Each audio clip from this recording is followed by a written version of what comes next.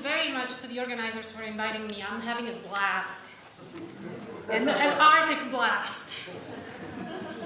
So I am going to talk to you about the Mississippi, and I thought I would start with a map of the watershed for a couple of reasons. The first one is to bring back the discussion to the Ohio. The Ohio River is a very important tributary of the Mississippi, and in fact, at the confluence between the Mississippi and the Ohio, the character of the river changes. The river is heavily locked and dammed above the confluence, really above St. Louis, in order to maintain navigability. And below the confluence of the Missouri and then the Ohio, the river is under the MRNT project, the Mississippi River and Tributaries Project, which is administered by the Army Corps of Engineers. And that is a result of the 1927 floods and then the 1920 law that tried and succeeded in limiting damages, particularly in terms of human life, caused by massive flooding. The second reason why I wanted to have this map is I have lived 18 years in the watershed. Since I moved in the United States, that's where my home has been. Between these two rivers at first, and now between these two rivers. So I have the title of a place-based perspective because really, in a rather serendipitous manner, all my research is about issues related to the Mississippi. The next slide is a close-up of where I live. Somewhere around there. And I have this slide just to remind everybody that we really haven't talked a lot about environmental justice, but there is lots of environmental justice issues in this part of the world. This is the Birds Point, New Madrid floodway, and this is the city of Cairo. In 2011, the floodway was operated by the Army Corps of Engineers in order to save these 4 towns. But the one that resonated the most with people was Cairo, because Cairo is a very, very, very poor, heavily African-American community. And the people that suffered the consequences of the operation of the floodway were moderately rich farmers on the Missouri side that lost their crops. So, as an economist, I think of distributional issues as above my pay grade. I'm going to talk about efficiency and how to use the river so that we represent, we do a better job at incorporating what people value. But there are huge distributional issues and there are huge environmental justice issues. Let's not forget what Katrina did for New Orleans either. So, what I'm going to look at is what should be driving policy. And according to the dictionary, policy is plans and then consequent actions that have goals. Well, what are the goals? What are we trying to do with this river? What are we managing it for? As an economist, the way I think about this is, well, we want lots of things, right? We want to move stuff, we want to sequester carbon, we want to provide habitat. This is a hodgepodge. It's an incredible spider diagram of stuff. How do we put it all together? And Andy talked about valuation. We as economists, think about monetizing things, okay? And I will say at this point, after the end of that conversation, ecosystem services, the value of nature, Ken has heard this before. Minnows don't make policy. People make policy. Okay, so this is a very anthropocentric perspective. Any other perspective you're going to hear in this room, guess what? It's going to be anthropocentric too, because it's going to be mediated by humans. Okay, so we can have a discussion about this, especially in front of a bottle of wine, but this is about what humans value. It's about all the things that humans value, okay? So this is really important in terms of setting the policy that drives the river. what people value changes from place to place. This is something that I started thinking about when I interacted with Jeff Opperman at the Nature Conservancy. This is the Mekong River. In the Mekong River, what people value is fisheries and increasingly the potential for hydropower. Okay? By the way, I am an assistant professor of energy and environmental policy, so the nexus of water and energy is going to pop up in several places in this talk. Okay? So in the Mekong, this is what they value and what they are discussing about.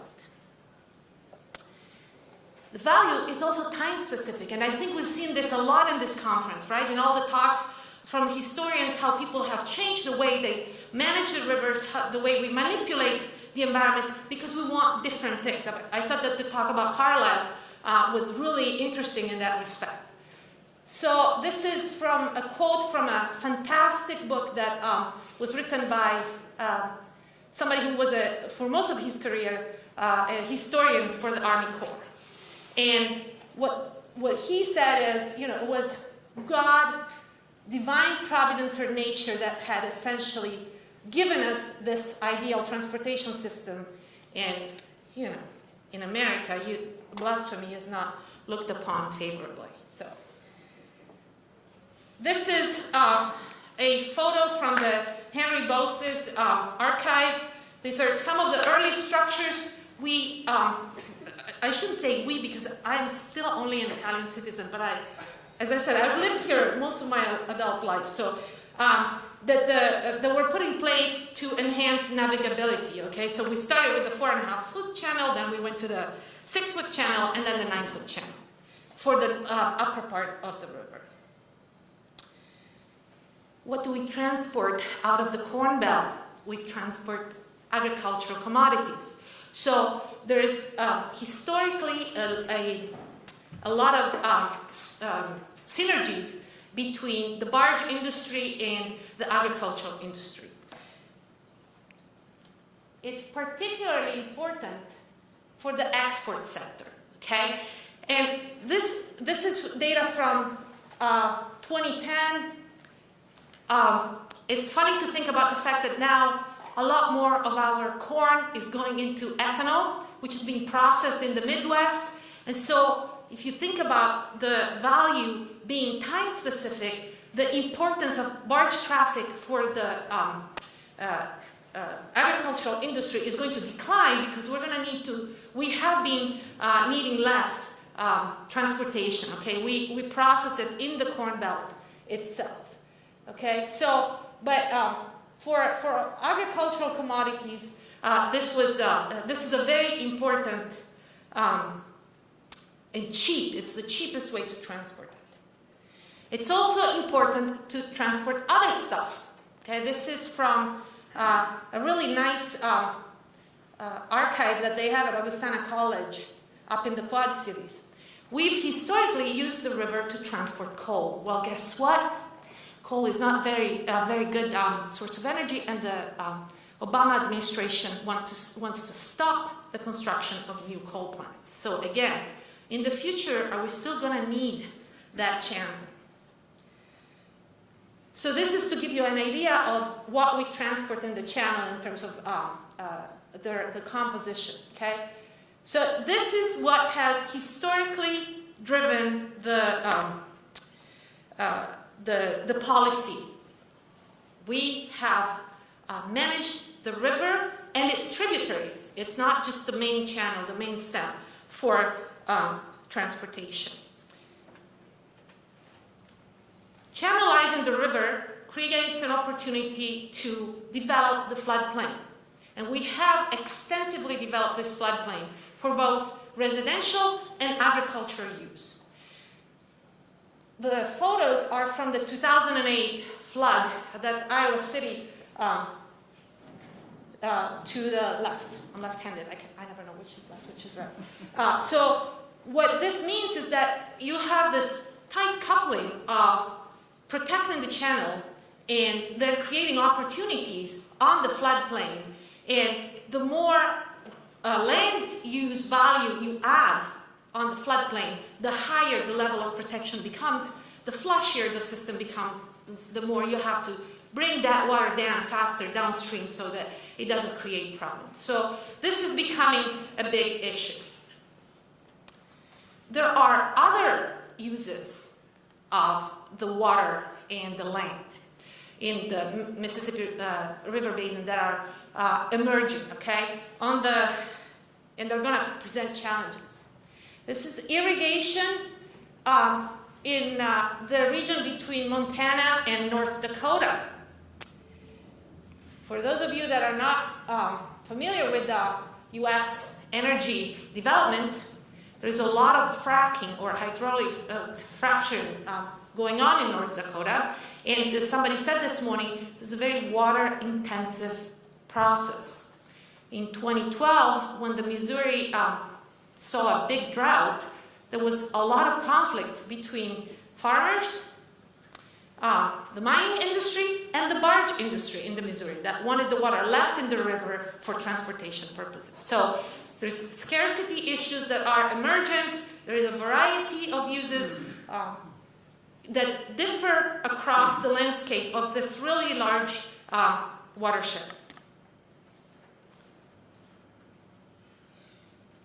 This is how I started my career. I lived in Iowa, which is the biggest producer of corn in the United States.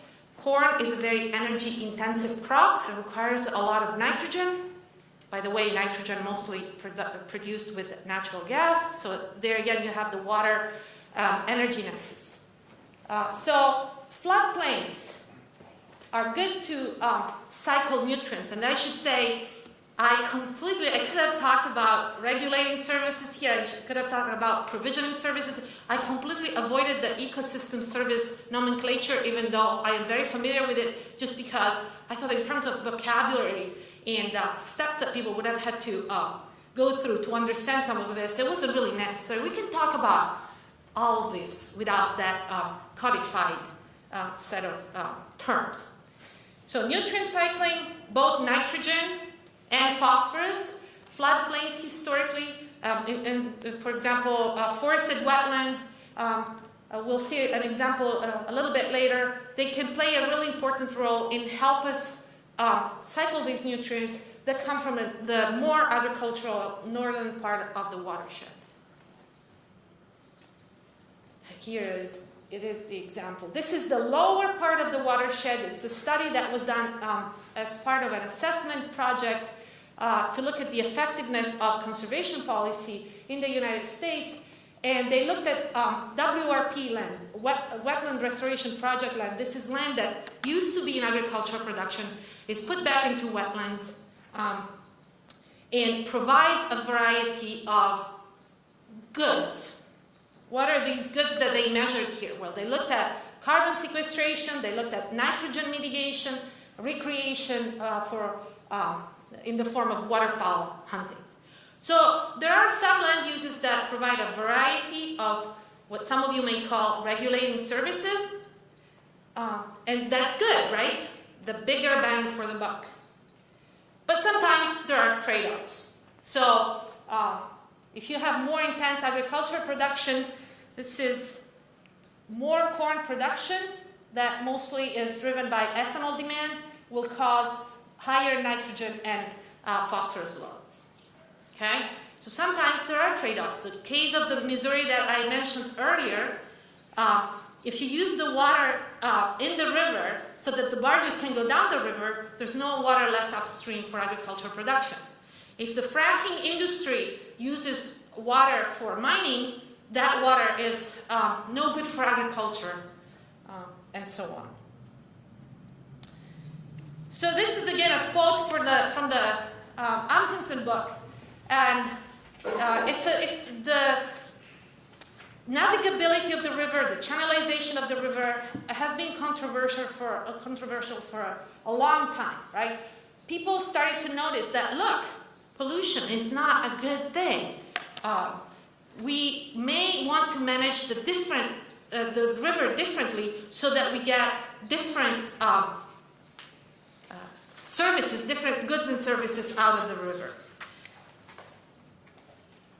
A lot of you are familiar with this. This is the hypoxic zone in the Gulf of Mexico. It's the poster child of pollution coming down from the Mississippi into the Gulf. I would argue, having lived in the Corn Belt for a long time, that there's lots of problems upstream that are not quite as entertaining or sexy. They don't make for such good pictures, but they're really as important.